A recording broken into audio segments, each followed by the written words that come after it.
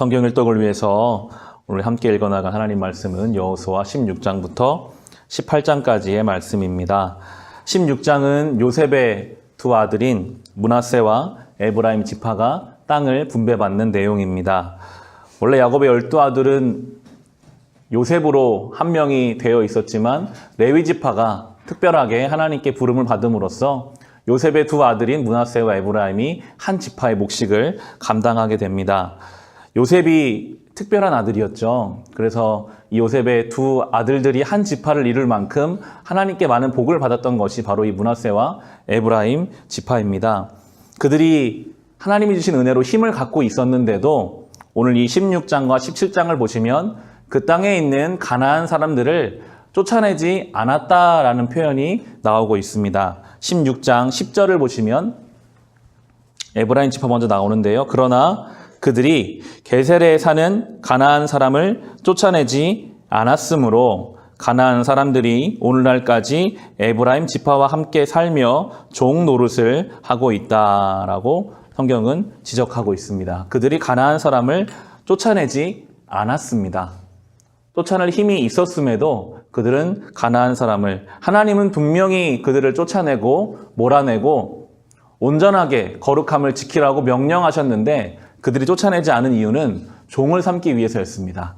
자기의 편의가 있었습니다. 이들을 내가 힘으로 눌러서 필요한 것, 어려운 것, 이 종들에게 시키면 되겠구나. 가나안 사람들을 쫓아내지 않고 자기의 판단대로, 자기의 생각대로 그들을 붙잡아두는 이 행위 때문에 이 여호수아 때는 은혜가 충만하니까 아무런 문제가 없었지만 바로 다음에 이어지는 사사기 초반에 보면 이 문제로 인해서 영적인 어려움이 다가오고 결국 사사기의 수많은 문제와 아픔들이 드러나게 되는 원인이 이때로부터 시작됨을 성경은 우리에게 말씀합니다. 이어지는 17장 13절도 동일하게 지적합니다. 므낫세 지파의 이야기인데요. 17장 13절에 보시면 이스라엘 자손이 강성해진 다음에 가나안 사람에게 노동을 시켰으나 그들을 다 쫓아내지는 않았다라고 성경은 반복해서 지적하고 있습니다. 그들이 하나님 말씀보다 자기의 편의대로, 자기의 생각대로, 그들 생각에는 아마 그것이 순리에 맞다고 생각했을 거예요. 그리고 이미 이집트에서 경험한 대로 본인들의 종살이 했었으니까요. 종이 있으면 얼마나 편한지도 알고 있었기 때문에 그것이 하나님의 뜻을 거스르는 것인지도 모르고 그대로 결정하고 판단하고 그 판단의 주체가 본인이 되었을 때 그 책임까지 나중에 지게 됩니다. 이 모습을 보면 죄의 문제는 우리 안에 온전히 다루어지지 않으면 숨어 있다가 덮여져 있다가 때가 되면 그 문제가 크게 자라나서 우리의 삶을 썩게 하고 병들게 한다는 것을 알 수 있습니다. 우리의 삶을 날마다 주의 말씀 앞에 비추어 봐야 합니다. 우리 나름대로는 순리대로 결정했다고 했던 것들, 세상의 흐름에 맞추어서 내 나름대로는 그렇게 하는 것이 맞다고 생각한 우리의 결정과 판단, 그것이 작은 차이일 수 있으나 하나님 앞에 시간이 지나면 그 작은 차이가 우리에게 큰 책임으로 돌아올 수 있습니다. 영적인 아픔과 병과 썩어짐으로 우리에게 다가올 수 있기에 우리는 늘 주님 앞에 우리가 했던 결정과 우리가 했던 삶의 모습들 가운데 잘못된 것은 없는지를 잘 비추어 살펴보아야 하겠습니다.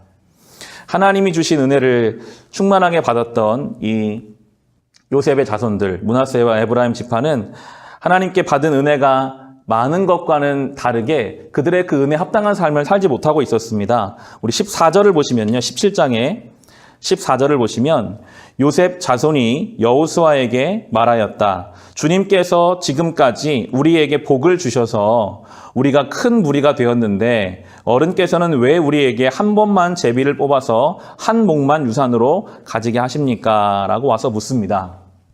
우리가 인구가 많은데 이 당시에 인구가 많은 것은 분명한 하나님의 은혜였거든요.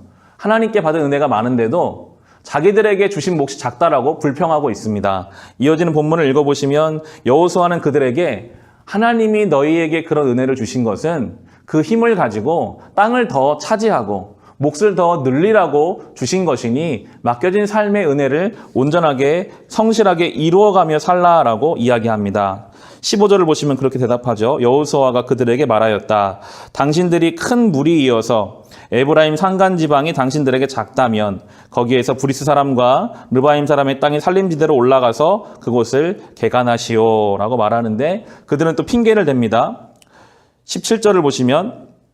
16절을 보시면 요셉 자손이 말하였다. 그 산간 지방은 우리에게 넉넉하지 못하고 그 골짜기 땅 곧 벳산과 그 변두리 마을과 이스라엘 골짜기에 사는 가나안 사람들에게는 다 철병거가 있습니다. 라고 핑계를 대고 있어요.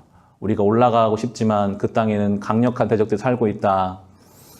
여호수아는 계속해서 그들에게 그 땅을 차지할 것을 이야기합니다. 받은 은혜에 이유가 있습니다.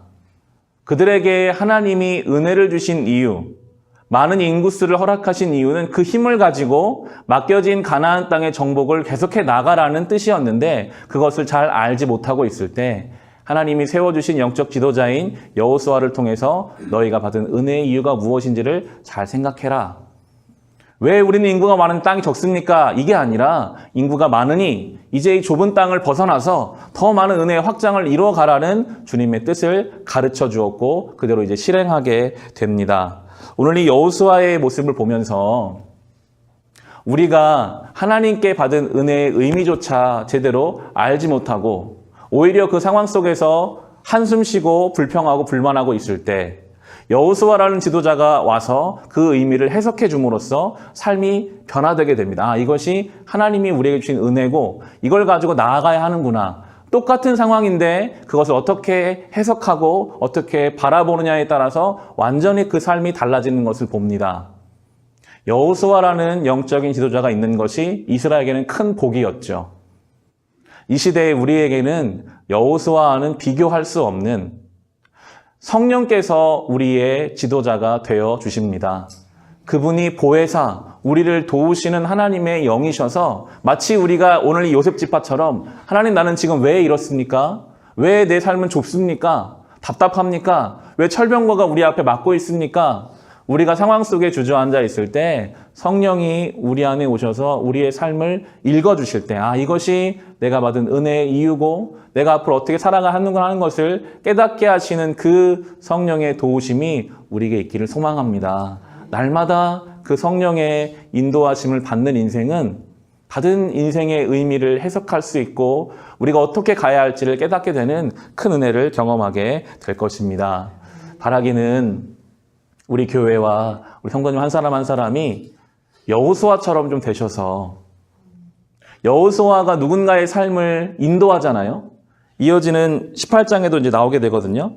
여호수아는 사람들이 온전하게 살지 못하고 있을 때 하나님의 마음을 그들에게 잘 전달함으로 그 삶을 이끌어갈 수 있도록 도우는 역할을 합니다. 사모하는 마음이 생기더라고요. 우리 교회도 사랑하는 성도님 한 사람 한 사람이 좀 그러한 영적인 은사를 좀 가지고 사람들에게 그들의 삶의 의미가 무엇인지 하나님이 지금 우리에게 무엇을 원하시는지를 이야기해 줄 수 있고 그걸 통해서 우리가 하나님의 일을 이 땅 가운데 이루는 그 영광스러운 사명까지 감당할 수 있는 그 자리까지 우리가 나아갈 수 있는 그러한 교회, 그러한 성도, 그런 우리의 가정이 될 수 있으시기를 주님의 이름으로 축원합니다.